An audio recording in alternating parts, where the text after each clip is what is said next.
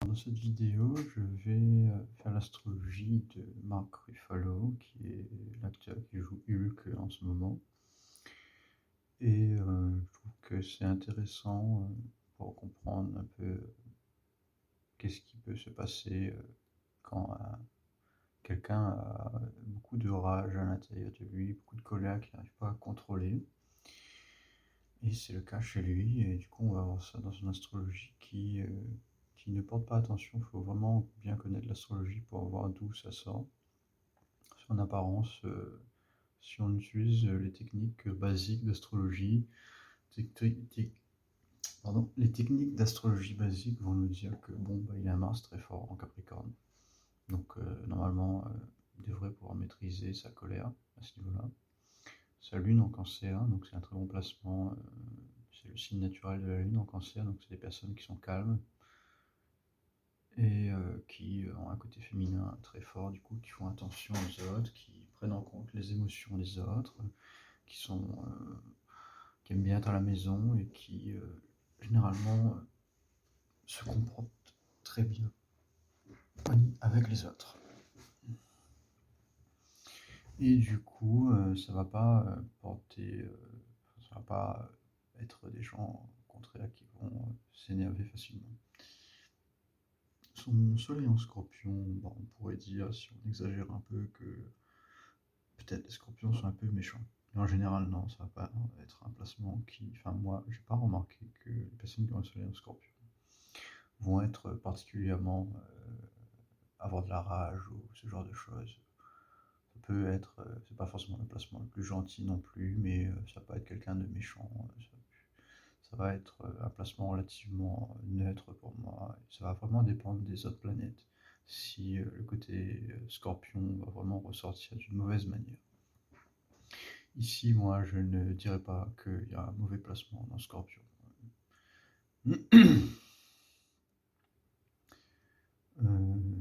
Après, il a un Vénus très bien placé en balance. Du coup, c'est quelqu'un qui respecte les autres, qui fait attention aux autres, qui, comme la Lune, Vénus est une planète de douceur, on va dire, en quelque sorte, même plus que la Lune. La Lune, c'est un peu l'ego, on va se concentrer aussi sur nous-mêmes quand on a une Lune bien placée. Tandis que Vénus, ça va être le sacrifice pour la romance, pour un partenaire. Du coup, ça va vraiment de la planète. Ça va représenter la planète de l'amour aussi, comme les gens le voient, mais pas que. Ça va être la diplomatie et tout ce qui est relation, mais dans le sens où tu essayes de prendre en compte vraiment la personne en elle-même. Du coup, on a des bons placements à ce niveau-là. Donc on pourrait se dire, c'est une personne normale qui n'a pas de rage, qui n'a pas de colère. Mais c'est ailleurs, c'est caché ici, dans le point d'éclipse et Saturne qui sont dans le signe de Bélier. Et du coup, je vais passer sur l'autre logiciel, si on le voit mieux de l'autre côté. Du moins, si on a l'habitude comme moi d'utiliser ces chartes-là, c'est plus facile. Et on va utiliser ce côté-là, qui est mieux en fait pour les signes. Si on voit mieux les signes ici que là, ça va être la maison qu'on voit mieux, la 5e maison. Du coup, c'est placé aussi dans une maison qui est cette difficulté qu'il a là est placée dans une maison qui est très très sensible. On va voir ça après. Et là aussi, si on regarde ici, on peut voir que la Lune n'est pas si bien placée que ça, parce que ici on voyait pas vraiment ça. On voyait, enfin, on portait pas vraiment attention, mais enfin, c'est écrit 8 ici, et c'est pas forcément la bonne technique selon moi, mais on le voyait, mais c'était moins visible. C'est dans ce logiciel-là, moi qui ai l'habitude de voir directement, là, si j'utilise cette charte-là, je vois directement que la Lune est dans la 8e maison. Et la 8e maison, c'est pas un bon placement pour la Lune. Du coup, sa Lune n'est pas si parfaite que ça, en fait. Il y a un côté caché, en fait. La Lune dans la 8e maison, ça cache la Lune, en fait. La Lune doit être plus à tendance, la Lune en Cancer, naturellement, va montrer ses émotions, elle va être ouverte, en fait, à l'autre. Il y aura une ouverture un laisser-aller, on va dire, dans des contextes sociaux. Tu es en quelque sorte ouvert à la possibilité que la personne soit quelqu'un de bien en face de toi. Ici, on va avoir quelqu'un qui cache sa personnalité. Sa vraie personnalité va être cachée parce qu'il a la lune dans la 8e maison. Bon, ça c'est un détail, hein, c'est pas vraiment ce qui. C'est un détail comparé au reste. Ce qui est important et qui va vraiment faire que Mark Ruffalo est devenu Hulk dans ce film-là, parce que souvent dans les films, ils mettent quelqu'un qui représente, enfin qui joue en fait son propre rôle, c'est-à-dire qui joue sa propre vie, qui n'est pas vraiment un acteur du coup en fait, c'est parce qu'il joue il joue qui il est en fait. Et souvent c'est ce qui se passe en fait quand on sélectionne des bons acteurs, généralement on sélectionne des personnes qui ont vécu ça, parce que c'est plus facile pour eux de mettre ça en scène dans le film. Du coup, ici, pour expliquer ce que je devais expliquer, il a Saturne et le point d'éclipse dans le signe de Bélier, qui est lié à Mars. Mars régit, il contrôle, il régit 2 signes, c'est-à-dire Bélier et Scorpion. Et du coup, s'il y a un problème dans le signe de Scorpion ou de Bélier, il va y avoir un problème avec Mars aussi, parce que c'est le signe qui est contrôlé par Mars. Du coup, son Mars qui est exalté, si on regarde ici, il y a une exaltation de Mars, mais il y a une débilitation de Saturne. Et comme son Saturne est lié au signe de Mars, Saturne va créer des problèmes dans le signe de Mars. Et du coup, à l'occasion, on va ralentir en quelque sorte la force de son Mars. Et il faut aussi savoir que ce signe-là, Capricorne, c'est le signe qui est géré par Saturne. Du coup, il y a une interdépendance entre ces deux signes. Mars est dans le signe de Capricorne et Saturne est dans le signe de Mars. Du coup, si un des deux est faible, l'autre aussi va être affaibli. Et du coup, là, déjà, on a deux signes de faiblesse, en fait. On a un signe de force, Mars est très fort, il est exalté. Mais on a deux signes de faiblesse, déjà. C'est que Saturne, lui, il est faible. Et il est dans le signe de Bélier. Du coup, il impacte Mars dans une mauvaise direction.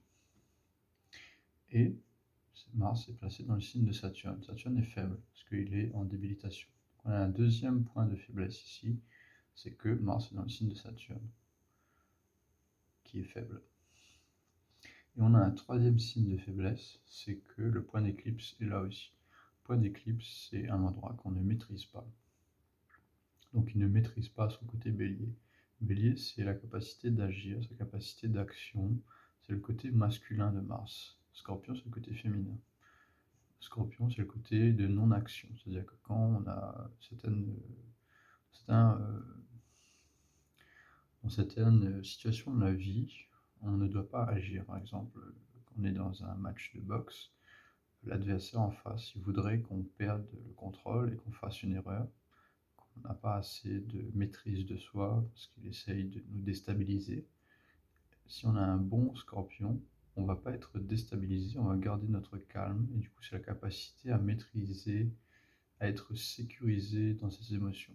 Mars, c'est le signe de l'émotion fixe. Donc c'est quelqu'un qui va réussir à garder son émotion fixe dans des situations de danger où quelqu'un essaie de nous intimider. Du coup, c'est pour ça que souvent on confond Scorpion avec le signe de la manipulation, dans le sens où ces personnes-là sont capables de maîtriser leurs émotions bien plus que les autres. Mais du coup, je parle ici de Bélier. Donc Bélier, ça va être la capacité de Mars d'action, donc c'est le côté masculin de Bélier. Et du coup, il a un gros problème avec sa capacité d'action, c'est-à-dire qu'il va exagérer son action, parce que Saturne, le point d'éclipse est ici. Si avec que Saturne, c'est quelqu'un qui aurait beaucoup de difficultés à utiliser son côté masculin de l'action. d'agir, de faire des choses, de prendre des décisions et de les faire.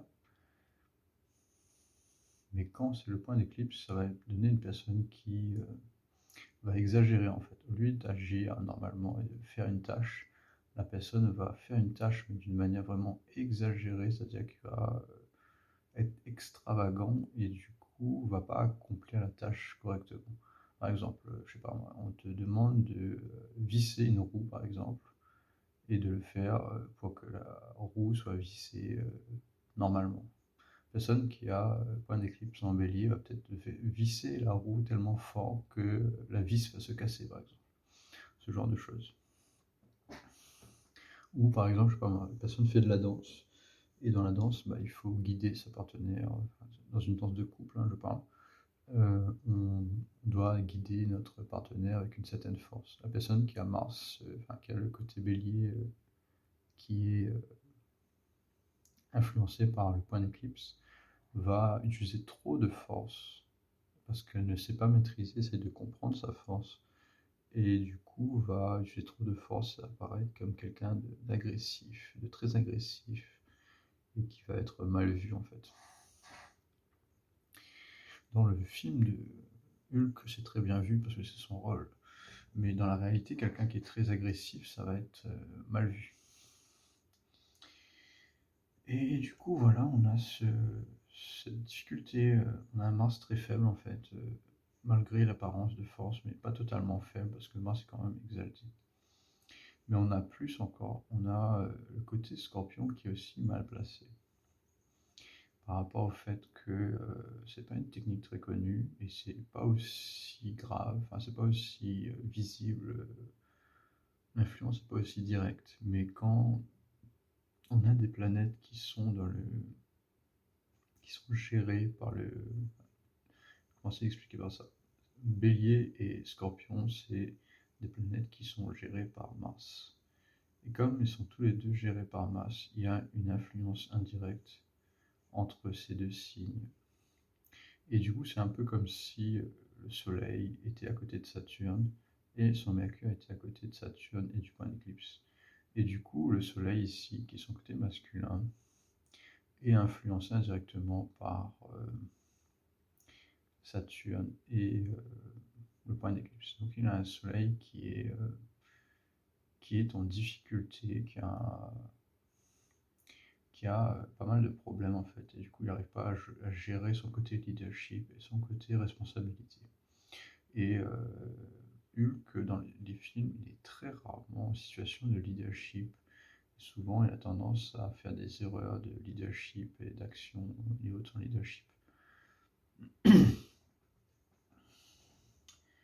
Du coup, voilà, pour ça.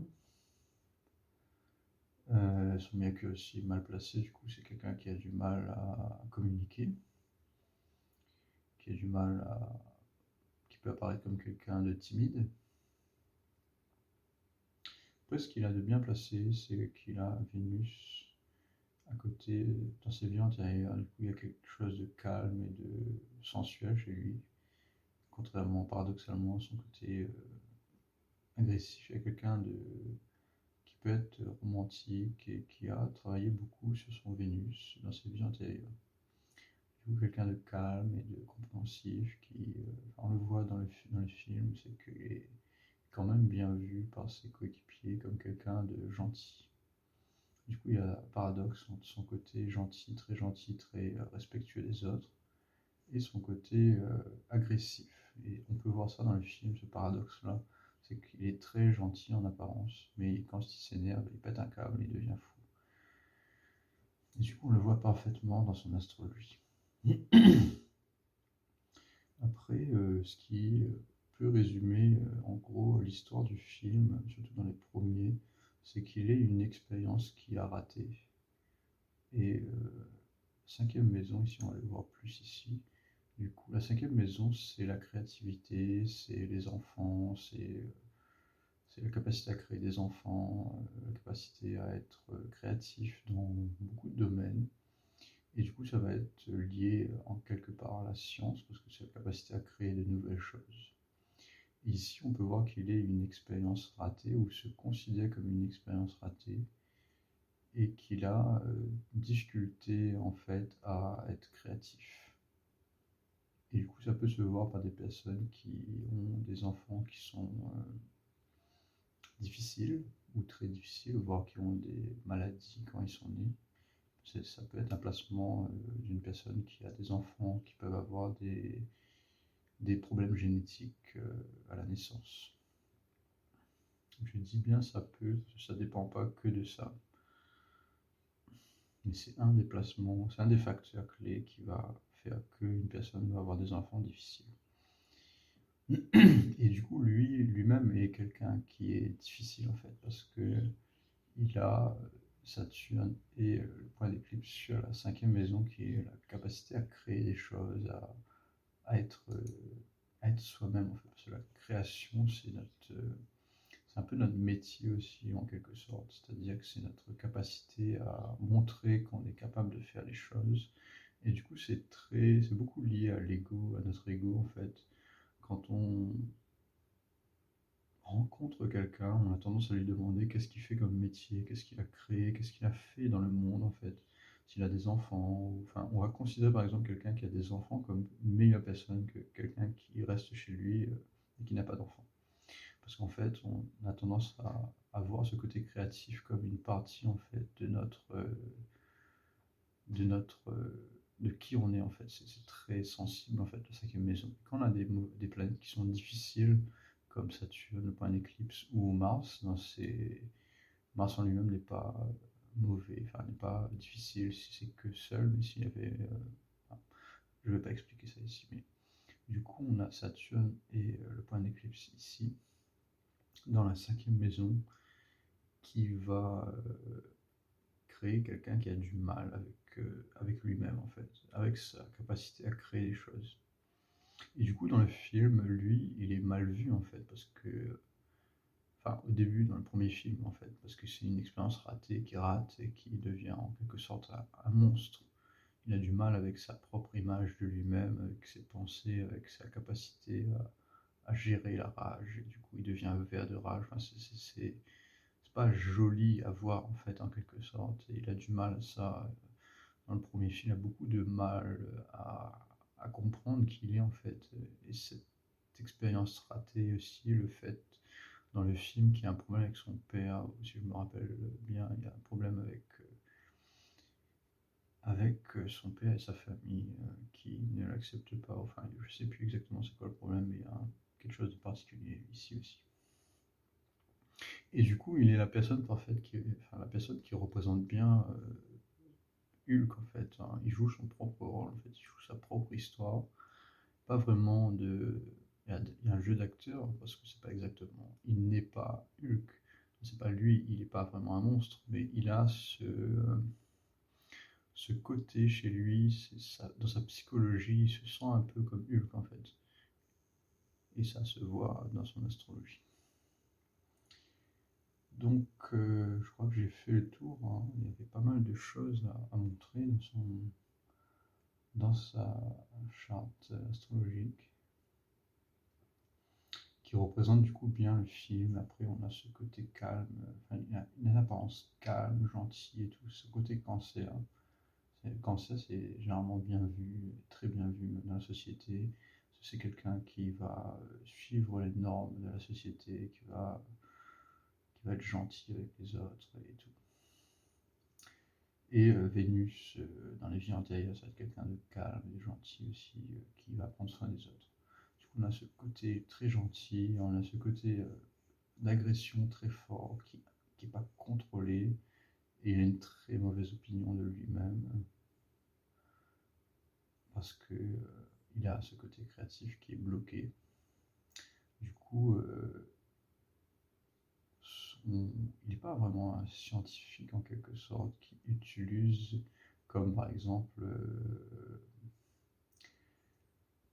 comment il s'appelle lui encore, celui qui joue Iron Man, il utilise sa science pour s'améliorer. Hulk, il n'a pas vraiment fait ça en fait. Il a commencé par être un scientifique, il a eu une mauvaise expérience, il n'a jamais vraiment réutilisé son intelligence pour s'améliorer en fait. Il a eu cet échec-là, il n'a jamais repris le chemin de la science, mis à part peut-être dans les derniers films, où il commence à faire des choses un peu, enfin, dans le dernier film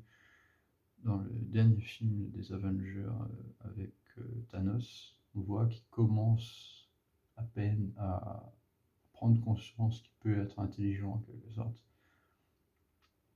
C'est pas vraiment une intelligence en elle-même, la cinquième maison, mais ça va être similaire, ça va ressembler à ça en fait. Sa capacité de création, donc capacité à être créatif. Du coup, voilà pour son astrologie, c'est pas tout, il peut y avoir plus des choses que j'ai ratées, mais ce qui m'apparaît le plus intéressant dans son astrologie. Donc voilà pour cette vidéo.